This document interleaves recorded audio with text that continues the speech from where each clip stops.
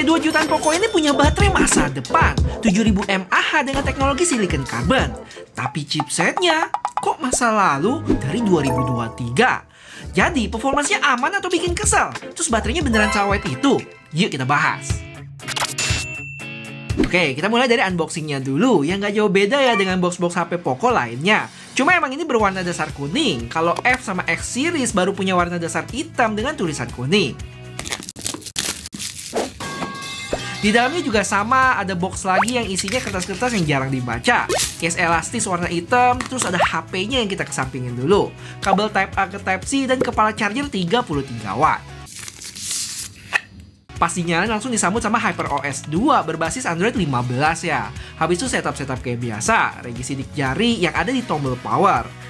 Dan ini sih yang cukup bikin PR. Sebenarnya rekomendasinya sih masih oke lah ya. Tapi sayangnya nggak bisa di-unselect all. Jadi mesti di-uncheck satu-satu. Setelah kelar, gue cek storage-nya udah kemakan 27an GB dari total 256 punya gue. Habis itu langsung diminta update software 500 megaan. Impresi gue sama HP ini samar-samar ada ngelihat bahasa desainnya Poco F7 atau A56 Samsung nggak sih? Samar-samar loh ya. Dan lebih ke kamera modulnya yang mirip. Terus ya ada garis merah sama biru di sekelilingnya yang buat gue masih enak dilihat sih. Karena cuma segaris aja. Paling tulisan Poconya agak sedikit kegedean. Kalau tulisan di bawahnya kalian bisa abaikan ya. Karena ini versi global. Kalau misalnya masuk Indonesia bakal mulus nanti. Terus lanjut ke bagian depan yang barulah kelihatan kalau ini HP entry level. Punya bezel termasuk tebal dengan dagu yang gak kalah tebal yang punya layar 6,9 inch. Gak mau kalah sama iPhone 16 Pro Max untuk ukuran layar tuh. Habis itu punya frame yang flat, dimana di sebelah kanan HP ini ada volume dan power button yang merangkap sebagai fingerprint tadi. Terus di atas ada AR blaster, di bawah lubang speaker, port Type-C, dan mic. Dan terakhir di sebelah kiri ada SIM card slot yang bisa tambah memori. Tapi dia hybrid gitu. Maksudnya slot kedua masih pilih salah satu nih antara SIM card kedua atau micro SD. Dan tahu apa yang biasa ada di HP entry level tapi hilang di sini? Sebuah lubang headphone jack. Cukup aneh ya kenapa dihilangin. Overall, HP ini termasuk gede, punya tebal 8,4 mili dengan berat 214 gram. Lebar juga dan lebih ideal buat dipakai dua tangan sih. Oke, sekarang mari kita ke spesifikasi mulai dari layarnya yang punya ukuran 6,9 inch tadi dengan teknologi IPS LCD. Jadi kalau dilihat gambarnya emang nggak setajam AMOLED dan kalau dimiringin gitu agak kabur. Terus refresh rate-nya juga menarik nih, up to 144 Hz. Ingat ya, up to, yang mana normalnya dia ada di 120. Dan gua cek di banyak app emang mentoknya di 120 aja. Dan kalau diem gitu turun ke 48 Hz. Kadang bisa ke 30 kalau lagi nonton. Sempet bingung app mana yang support 144, tapi ternyata jauh di mata deket di hati. Ternyata ada di app kesayangan kita semua, yaitu Mi Video. Kalau buat performance ya pakai chipset jadul keluaran Maret 2023 yang seingat gua itu dipakai Redmi Note 12, yaitu Snapdragon 685 berfabrikasi 6 nanometer. Bukan chipset ngebut, tapi buat nonton atau scroll-scroll sosmed udah cukup lah.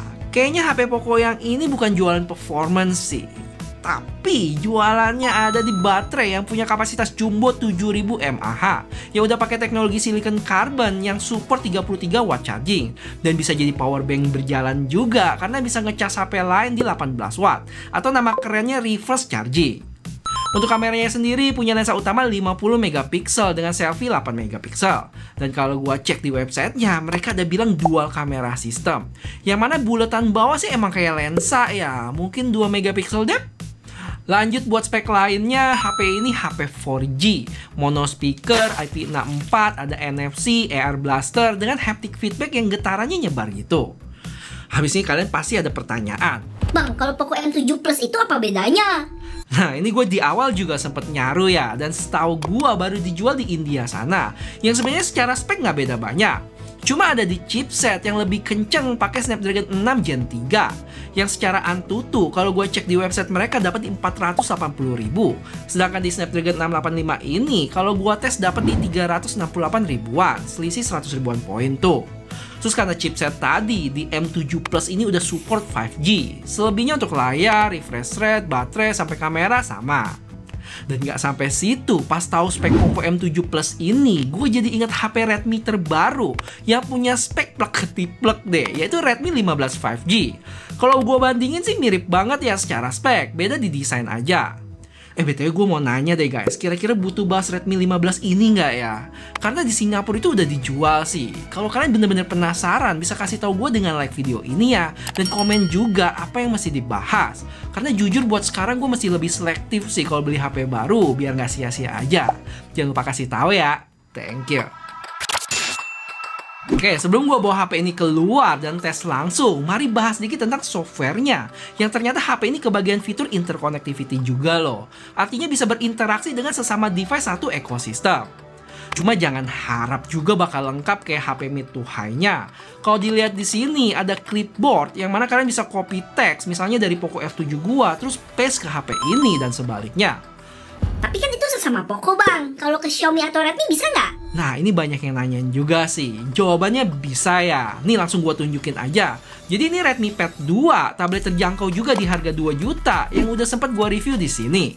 Jadi gue coba copy dari M7 dan otomatis udah nongol tuh di Redmi Pad 2 gua. Habis itu dia ada notif sama call sync. Maksudnya kalau kalian dapat notif atau telepon, nanti tablet atau laptop kalian bakal nongol dan bisa diangkat dari sana. Misalnya di Xiaomi Pad 7 Pro gua. Walaupun fiturnya nggak banyak, tapi ini jadi nilai plus sih kalau kalian emang udah punya device Xiaomi lain.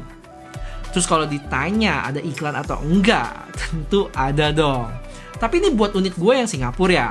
Kayak biasa kalau kita buka-buka app bawaan kayak Mi Video bakal nongol tuh. Terus mau ganti wallpaper juga ada diselipin di sana. Kalau di File Manager juga sama. Paling kalau nggak mau lihat iklan bisa pakai app lain sih. Atau dari beberapa komen teman-teman bisa diakalin buat ilangin iklannya. Cuma gue belum pernah coba sih. Terakhir, kalau buat update software untuk Poco M7 ini gue nggak dapet infonya. Tapi kalau buat M7 Plus, kalau gue cek di website India, dapat 2 kali Android update dan 4 tahun security. Oke guys, mari saatnya kita buktiin seberapa awet baterai 7000 mAh di HP ini. Dan sengaja baterainya gue sisain 20%an aja. Terus kita lihat bakal bertahan sampai malam nggak? Dan ini adalah untuk lensa selfie-nya guys. Yang emang gak jalan stabilisasinya. Sama kayak lensa belakang yang menurut gue lebih geter lagi. Jadi pakainya jangan sambil bawa jalan ya.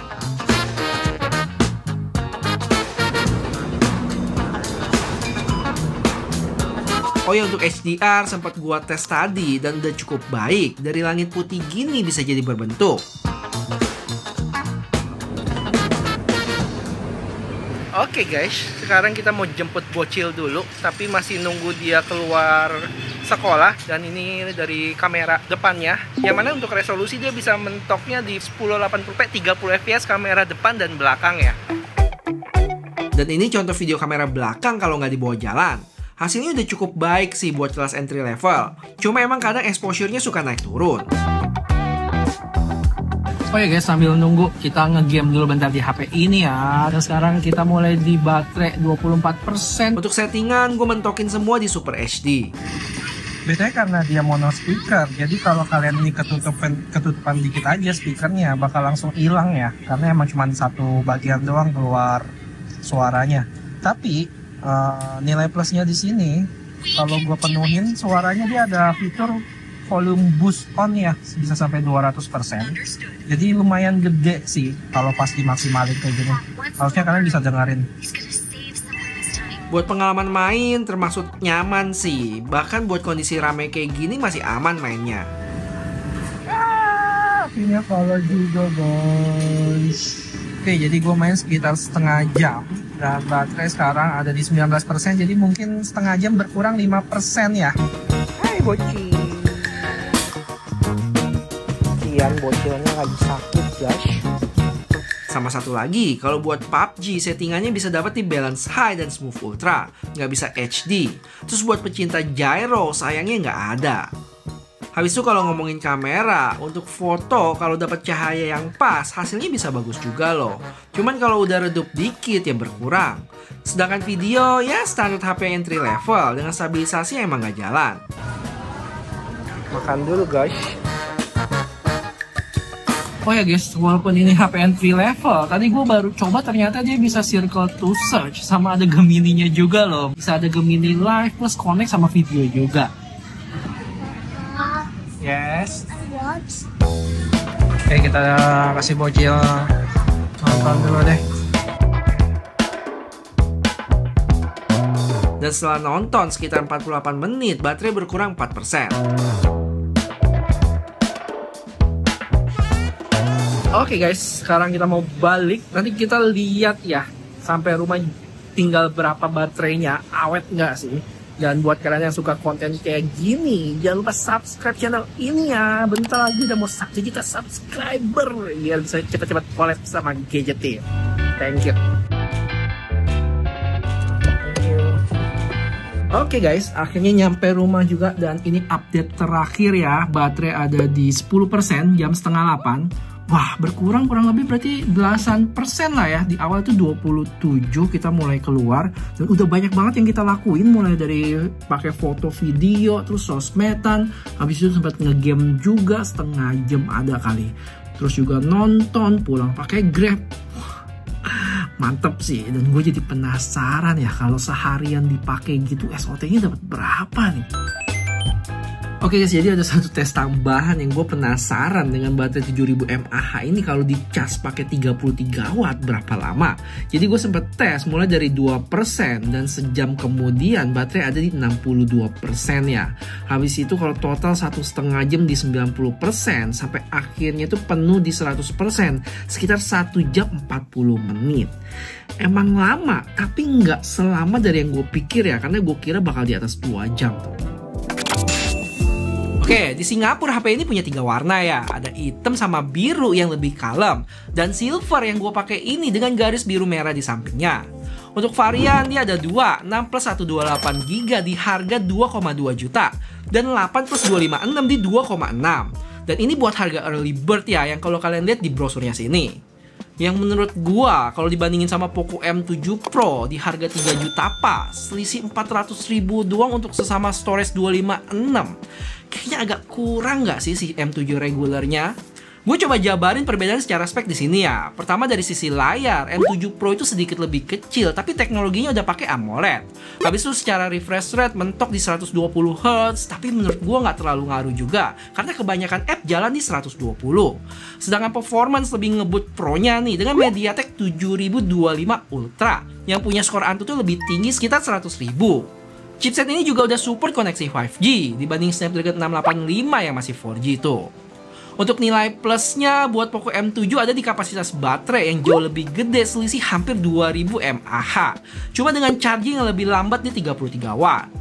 Untuk kamera punya resolusi selfie yang lebih gede di 20 megapiksel. Terus buat speaker udah stereo dan fingerprintnya dalam layar. Menurut gua perbedaan spek tadi cukup banyak sih dengan selisih 400.000 aja. Jadi kalau gua bakal bela-belain ambil Pro versionnya ya, walaupun secara baterai nggak sebadak di M7 biasa. Cuman gua kagak tahu ya, kadang Poco Indonesia bisa gila sendiri kalau kasih harga. Dan kalau gua cek Poco M6 tahun lalu ada di 2,1 juta, yang artinya selisih 900.000. Dan menurut gue ini lumayan jauh sih. Jadi untuk ini balik lagi ke kalian, perbedaan kedua HP tadi emang kalian butuhin apa enggak? Layar AMOLED, chipset ngebut, 5G, stereo speaker, dan fingerprint dalam layar. Kalau emang gak butuh-butuh amat, ya bisa lirik M7 reguler yang lebih murah plus bonus baterai badaknya.